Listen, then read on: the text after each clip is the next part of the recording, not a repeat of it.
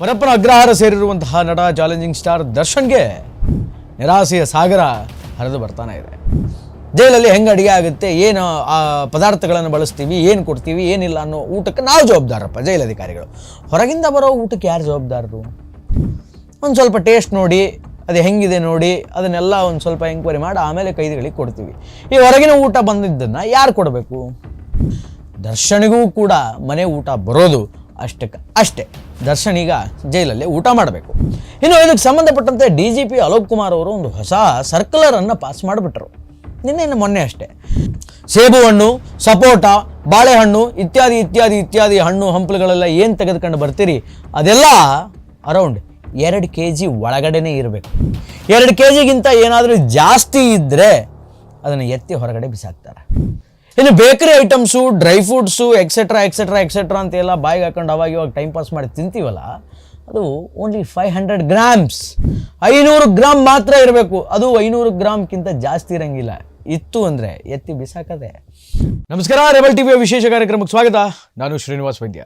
ರೇಣುಕಾಸ್ವಾಮಿ ಕೊಲೆ ಪ್ರಕರಣದಲ್ಲಿ ಆರೋಪಿಯಾಗಿ ಪರಪ್ಪನ ಅಗ್ರಹಾರ ಸೇರಿರುವಂತಹ ನಟ ಚಾಲೆಂಜಿಂಗ್ ಸ್ಟಾರ್ ದರ್ಶನ್ಗೆ ದಿನದಿಂದ ದಿನಕ್ಕೆ ನಿರಾಸೆಯ ಸುರಿಮಳೆ, ನಿರಾಸೆಯ ಸಾಗರ ಹರಿದು ಬರ್ತಾನೆ ಇದೆ.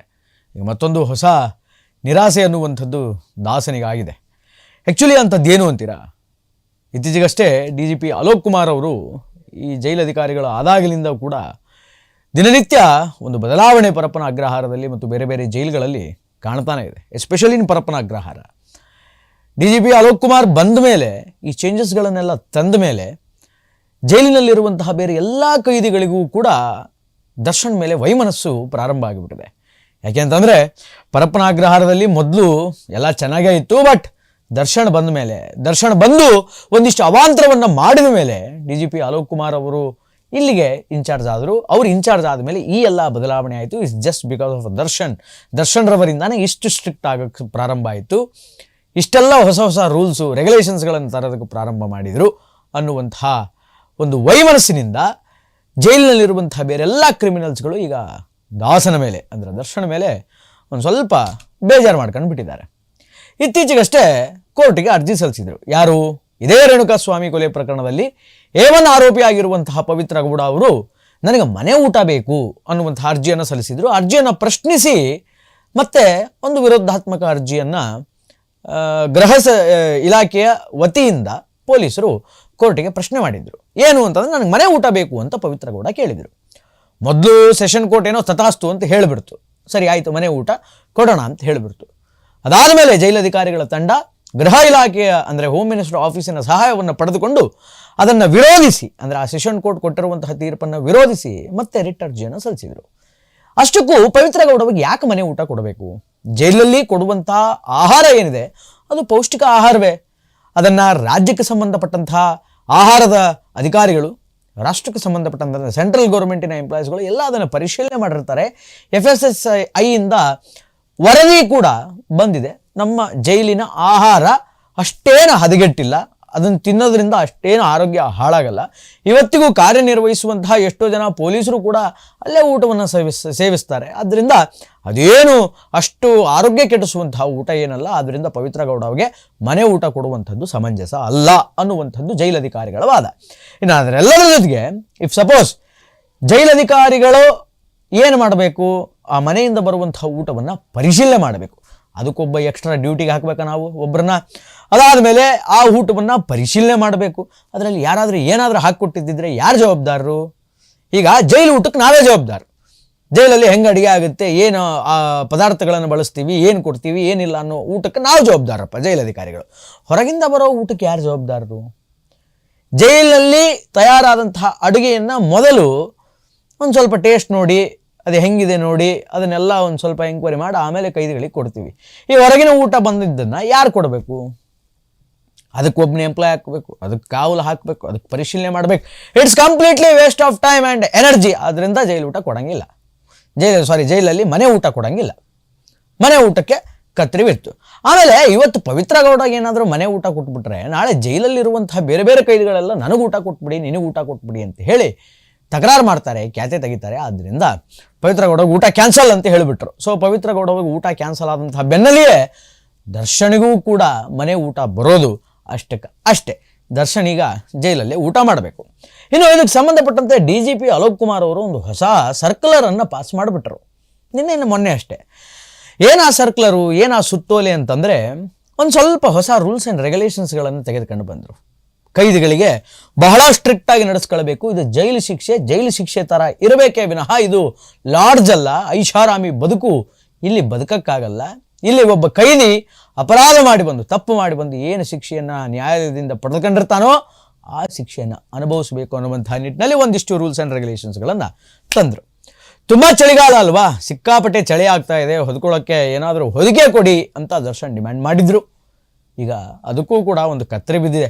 ಹೊದಿಕೆಯನ್ನು ಜೈಲು ಅಧಿಕಾರಿಗಳು ಏನು ಕೊಡ್ತಾರೋ, ಬ್ಲ್ಯಾಂಕೆಟ್ ಅನ್ನೋದು ಜೈಲಿನಿಂದ ಏನು ರವಾನೆ ಆಗುತ್ತೋ ಅದು ಮಾತ್ರ.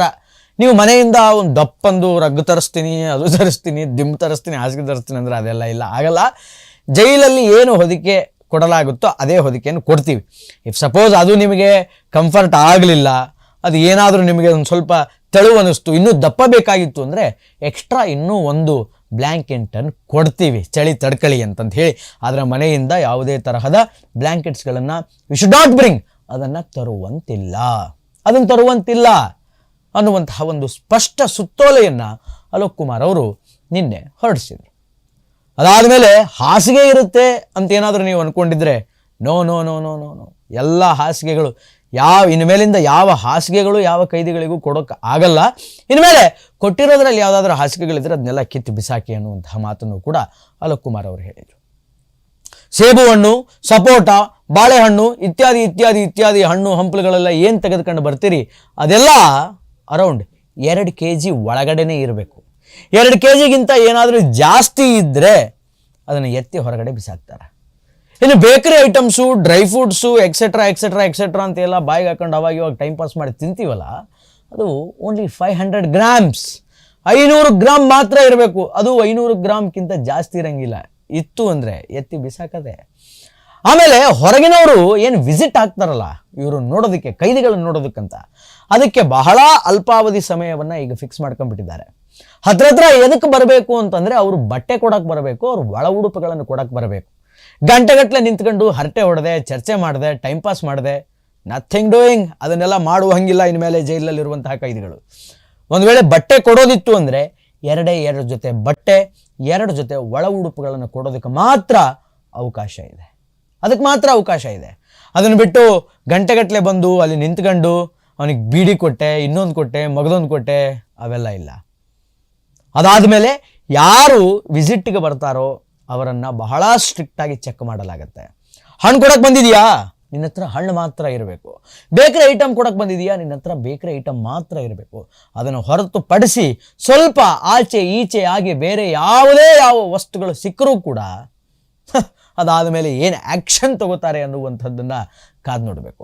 ಸೊ ಈ ನಿಟ್ಟಿನಲ್ಲಿ DGP ಅಲೋಕ್ ಕುಮಾರ್ ಅವರು ಬಹಳ ಸ್ಟ್ರಿಕ್ಟ್ ಆದಂತಹ ರೂಲ್ಸ್ ಆ್ಯಂಡ್ ರೆಗ್ಯುಲೇಷನ್ಸ್ಗಳನ್ನು, ಟರ್ಮ್ಸ್ ಆ್ಯಂಡ್ ಕಂಡೀಷನ್ಸ್ಗಳನ್ನು ತಂದುಬಿಟ್ಟಿದ್ದಾರೆ. ಇದು ದಾಸನಿಗೆ ಒಂಥರ ಬಹಳ ದೊಡ್ಡ ನಿರಾಸೆ ಆಗಿಬಿಟ್ಟಿದೆ.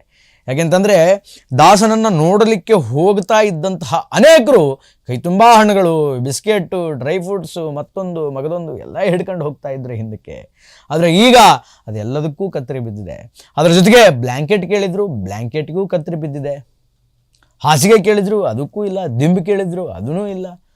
ಸೊ ಜೈಲು ವಾಸ ಎಷ್ಟು ಕಠಿಣಕರ ಅನ್ನುವಂತಹ ಮನವರಿಕೆ ಆಗಲಿ ಅನ್ನುವಂತಹ ಉದ್ದೇಶದಿಂದ ಅಲೋಕ್ ಕುಮಾರ್ ಅವರು ಹಿಂಗೆ ಮಾಡ್ತಾ ಇದ್ದಾರೇನೋ ಗೊತ್ತಿಲ್ಲ. ಇನ್ನು ಮನೆ ಊಟ ಅಂತರೂ ಬರೋದೇ ಇಲ್ಲ ಬಿಡಿ. ಲಿಟ್ರಲಿ ವೆರಿ ಕ್ಲಿಯರ್ಡಾಗಿ ಹೇಳಿದ್ದಾರೆ. ಏನು ಅಂತಂದರೆ ಜೈಲಿನ ಊಟ ಪೌಷ್ಟಿಕ ಆಹಾರದಿಂದ ಕೂಡದಂತಹ ಊಟವೇ ಹೊರತು ಅದು ಕೆಟ್ಟದ್ದಲ್ಲ. ಜೈಲಿನ ಊಟನೇ ಮಾಡಲಿ. ಹಾಗೆ ಪವಿತ್ರ ಗೌಡ ಕೇಳಿದ್ರು ಅಂತ ಇವತ್ತು ಪವಿತ್ರ ಗೌಡನಿಗೆ, ನಾಳೆ ದರ್ಶನ್ ಕೇಳಿದ್ರು ಅಂತ ದರ್ಶನ್ಗೆ, ಹಿಂಗೆ ಕೇಳಿದವರಿಗೆಲ್ಲ ಮನೆ ಊಟ ಕೊಡ್ತಾ ಹೋದರೆ ಜೈಲಲ್ಲಿರುವಂತಹ ಎಲ್ಲ ಕೈದಿಗಳು ಕೋರ್ಟಿಗೆ ಅರ್ಜಿ ಸಲ್ಲಿಸ್ತಾರೆ, ನನಗೂ ಮನೆ ಊಟ ಬೇಕು ಅಂತ ಹೇಳಿ. ಆಗ ಜೈಲಲ್ಲಿ ಇರ್ತಕ್ಕಂತಹ ಎಲ್ರಿಗೂ ನಾವು ಊಟ ಕೊಟ್ಕೊಂಡು ಹೋಗಬೇಕಾಗುತ್ತೆ. So we should not do that. ಅದನ್ನು ಮಾಡೋಕ್ಕಾಗಲ್ಲ. ಆ ಕಾರಣದಿಂದ ಯಾರಿಗೂ ಮನೆ ಊಟ ಇಲ್ಲ ಅನ್ನುವಂಥದ್ದನ್ನು ಸ್ಪಷ್ಟಪಡಿಸ್ಬಿಟ್ಟಿದ್ದಾರೆ. ವಿಸಿಟ್ ಹಾಕಿ ಯಾರನ್ನಾದರೂ ನೋಡೋಕ್ಕೆ ಹೋಗಬೇಕಾ, ಸಂಪೂರ್ಣವಾದಂಥ ಚೆಕಿಂಗ್ ಇರುತ್ತೆ. ಸೊ ಈ ಥರದ ಎಲ್ಲ ತಪಾಸಣೆಗಳನ್ನು ಮಾಡಿ, ಇನ್ನು ಅದಾದಮೇಲೆ ಜೈಲಿನ ಕಾಯ್ದೆ ಏನಿದೆ 1963 1963ರ ಕಾಯ್ದೆಯ ಅಡಿಯಲ್ಲಿ ಎಂಥೆಂಥ ರೂಲ್ಸ್ಗಳನ್ನು ತರಬೇಕು, ಅದನ್ನು ಹೆಂಗೆ ಎಕ್ಸಿಕ್ಯೂಷನ್ ಮಾಡಬೇಕು ಅನ್ನುವಂಥದ್ದನ್ನು ಬಹಳ ಚಾಚು ತಪ್ಪದೆ ಪರ್ಫೆಕ್ಟಾಗಿ ಅಲೋಕ್ ಕುಮಾರ್ ಅವರು, DGP ಅಲೋಕ್ ಕುಮಾರ್ ಅವರು ಎಕ್ಸಿಕ್ಯೂಟ್ ಮಾಡಿದ್ದಾರೆ. ಅದಕ್ಕೆ ಸಂಬಂಧಪಟ್ಟಂತೆ ಸರ್ಕ್ಯುಲರನ್ನು ಕೂಡ ಪಾಸ್ ಮಾಡಿದ್ದಾರೆ. ಇದು ಎಲ್ಲ ಕೈದಿಗಳಿಗೂ ನಿರಾಶೆಯನ್ನು ಮೂಡಿಸಿದೆ. ಬಟ್ ದರ್ಶನ್ ರವರಲ್ಲಿ ಮತ್ತಷ್ಟು ಹೆಚ್ಚಿನ ನಿರಾಸೆ. ಯಾಕೆಂತಂದರೆ ಒಂದು ಕಡೆ ಈ ಎಲ್ಲ ಅನಾನುಕೂಲಗಳು, ಅಂದರೆ ಎಲ್ಲಿ ಅನುಕೂಲ ಆಗಬೇಕಿತ್ತು, ಎಲ್ಲಿ ಏನೇನು ಸ್ಯಾಂಕ್ಷನ್ ಆಗಬೇಕಿತ್ತು, ಅದು ಆಗದೇ ಇರುವಂತಹ ಅನಾನುಕೂಲ ಒಂದು ಕಡೆಗೆ. ಆದರೆ ಮತ್ತೊಂದು ಕಡೆಗೆ ಬೇರೆಲ್ಲ ಕೈದಿಗಳು ಈ ತರಹದ ಸ್ಟ್ರಿಕ್ಟ್ ರೂಲ್ಸ್ಗಳು ಎಕ್ಸಿಕ್ಯೂಟ್ ಆಗೋದಕ್ಕೆ, ಈ ಥರ ಟರ್ಮ್ಸ್ ಆ್ಯಂಡ್ ಕಂಡೀಷನ್ಸ್ಗಳು ಬರೋದಕ್ಕೆ, ಜೈಲಧಿಕಾರಿಗಳು ಇಷ್ಟು ಸ್ಟ್ರಿಕ್ಟ್ ಆಗೋದಕ್ಕೆ ದರ್ಶನ್ ಮಾಡಿದಂತಹ ಹಿಂದಿನ ಅವಾಂತರಗಳು, ಅಂದರೆ ಹಿಂದಿನ ಅವಾಂತರಗಳು ಅಂದರೆ ಕಾಫಿ ಮಗ್ ಹಿಡ್ಕೊಂಡು, ಸಿಗರೇಟ್ ಹಿಡ್ಕೊಂಡು, ಸಹಕೈದಿಗಳ ಜೊತೆ ಕೂತ್ಕೊಂಡು ಹರಟೆ ಹೊಡೆದದ್ದು, ವಿಡಿಯೋ ಕಾಲಲ್ಲಿ ಮಾತಾಡಿದ್ದು, ಫೋನ್ ಬಳಕೆ ಮಾಡಿದ್ದು. ಸೊ ಈ ತರಹದ ಒಂದಿಷ್ಟು ಇನ್ಸಿಡೆಂಟ್ಗಳು ಏನು ಹಿಂದೆ ಪರಪ್ಪನ ಅಗ್ರಹಾರದಲ್ಲಿ ಆಯ್ತಲ್ಲ, ಸೊ ಆ ಎಲ್ಲ ಇನ್ಸಿಡೆಂಟ್ಗಳೇ ಇವತ್ತು ಇಷ್ಟು ಸ್ಟ್ರಿಕ್ಟಾಗಿ ಹೊಸ ರೂಲ್ಸ್ಗಳನ್ನು ಮಾಡೋದಕ್ಕೆ ಕಾರಣ. ಅದರಿಂದ ದರ್ಶನಿಂದಾನೇ ಇದೆಲ್ಲ ಆಯಿತು ಅನ್ನುವಂಥ ಒಂದು ಸ್ವಲ್ಪ ಮನಸ್ತಾಪ ಸಹಕೈದಿಗಳು ಮಾಡ್ಕೊಂಡ್ಬಿಟ್ಟಿದ್ದಾರೆ. ಆದ್ದರಿಂದ ಇದಕ್ಕೆಲ್ಲ ದಾಸ ಮತ್ತೆ ನಿರಾಸೆಯ ಸಾಗರದಲ್ಲಿ ಮುಳುಗ್ತಾ ಇದ್ದಾರೆ. ಇನ್ನೂ ಒಂದು ಕಡೆ ನಿರೀಕ್ಷಣಾ ಜಾಮೀನು ನಿರೀಕ್ಷೆಯಲ್ಲಿ ದರ್ಶನೂ ಇದ್ದಾರೆ, ಪವಿತ್ರ ಗೌಡ ಅವರು ಇದ್ದಾರೆ, ಅವರ ಪರ ವಕೀಲರಾಗಿರುವಂಥ CV ನಾಗೇಶ್ ಅವರು ವಾದ ಮಾಡ್ತಾ ಇದ್ದಾರೆ. ಇನ್ನೊಂದು ಕಡೆ public prosecutor SPP Prasanna Kumar ಅವರು ಕೂಡ ಪ್ರತಿವಾದವನ್ನು ಮಂಡಿಸ್ತಾ ಇದ್ದಾರೆ. ರೇಣುಕಾಸ್ವಾಮಿ ತಂದೆ ತಾಯಿಗಳ ಸಾಕ್ಷಿಗಳನ್ನು A7 A8 ಎವಿಡೆನ್ಸಸ್ಗಳ ವಿಟ್ನೆಸ್ ಅಂತ ಪ್ರೈಮರಿ ವಿಟ್ನೆಸ್ ಅಂತ ಏನಿತ್ತು, ಆ ಸಾಕ್ಷಿಗಳನ್ನು ಮುಂದಿಟ್ಟುಕೊಂಡು ಈಗ ಕೇಸ್ ಮುಂದೆ ನಡೀತಾ ಇದೆ. CV ನಾಗೇಶ್ ಮೊನ್ನೆ ರೀಸೆಂಟಾಗಿ ಹೇಳ್ತಾ ಇದ್ರು, ಅತಿ ಶೀಘ್ರದಲ್ಲಿ ದರ್ಶನ್ಗೆ ಜಾಮೀನು ಬಂದುಬಿಡುತ್ತೆ, ಆ ರೀತಿಯಾದಂತಹ ಒಂದಿಷ್ಟು ವಾದವನ್ನು ನಾವು ಮಂಡಿಸ್ತಾ ಇದ್ದೀವಿ ಅಂತ. ಬಟ್ ಗೊತ್ತಿಲ್ಲ. ಆದರೆ ವಾಟ್ ಎವರ್, ಜಾಮೀನು ಯಾವಾಗ ಬರುತ್ತೋ ಬಿಡುತ್ತೋ ಅನ್ನುವಂಥದ್ದು ಸೆಕೆಂಡ್ರಿ, ಅದು ಎರಡನೇ ವಿಷಯ. ಬಟ್ ಜೈಲಲ್ಲಿ ಇರುವಷ್ಟು ದಿನ ಕೂಡ ಈ ಯಾವ ನಿಯಮವನ್ನು ಉಲ್ಲಂಘಿಸುವಂತಿಲ್ಲ. ಇದು DGP ಅಲೋಕ್ ಕುಮಾರ್ ಹಾಕಿರುವಂತಹ ಹೊಸ ಟರ್ಮ್ಸ್ ಆ್ಯಂಡ್ ಕಂಡೀಷನ್ಸ್ ಆ್ಯಂಡ್ ಹೊಸ ಸರ್ಕ್ಯುಲರ್. ಒಟ್ಟಾರೆಯಾಗಿ ಇದು ಈ ಹೊತ್ತಿನ ವಿಶೇಷ. ನಿರಂತರ ಸುದ್ದಿಗಾಗಿ ನೋಡ್ತಾ ಇರಿ ರೆಬೆಲ್ TV. ನಮಸ್ಕಾರ.